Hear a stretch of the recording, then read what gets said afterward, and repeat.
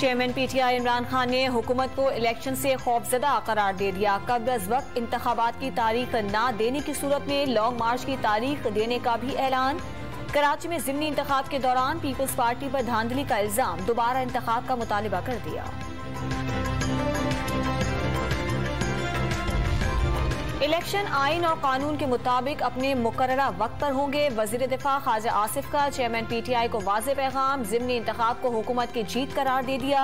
तहरीक इंसाफ से 2 सीटें छीनने का दावा, नवाज शरीफ की वतन वापसी जरूरी करार दे दी।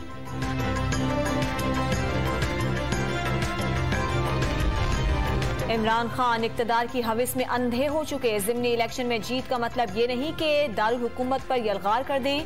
ज़िमनी इलेक्शन रेफरेंडम है तो कराची और मुल्तान का फैसला भी माने।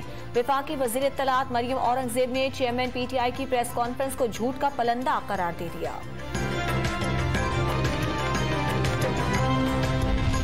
लॉन्ग मार्च से मईशत और कारोबार तबाह होने का खतरा है। एहतजाज के लिए दारुल हुकूमत से बाहर जगह मुख्तस की जाए।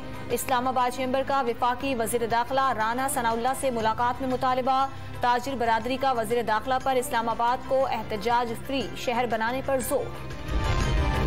धांधली का शोर मचाने से इमरान खान अपनी शिकस्त का दाग नहीं मिटा सकते। उनमें हिम्मत है तो दोबारा मेरा मुकाबला करके दिखाएं। कौमी असम्बली के ज़िमनी इंतखाबात में कराची से इमरान खान को शिकस्त देने वाले पीपी रहनुमा अब्दुल हकीम बलोच का चेयरमैन पीटीआई को चैलेंज। और इराक के नायब वज़ीर दिफा की सरबराह पाक फजाइया से मुलाकात। 2 तरफा ताल्लुकात और दिफाई ताउन समेत बाहमी दिलचस्पी के कई शोबों पर तबादला ख्याल। इराकी नायब वज़ीर दिफा की पाक फजाइया के पेशा वाराना महारत की तारीफ। इलाकाई अमन के फरोग में पाकिस्तान की कोशिशें काबिल तहसीन करार दी थी।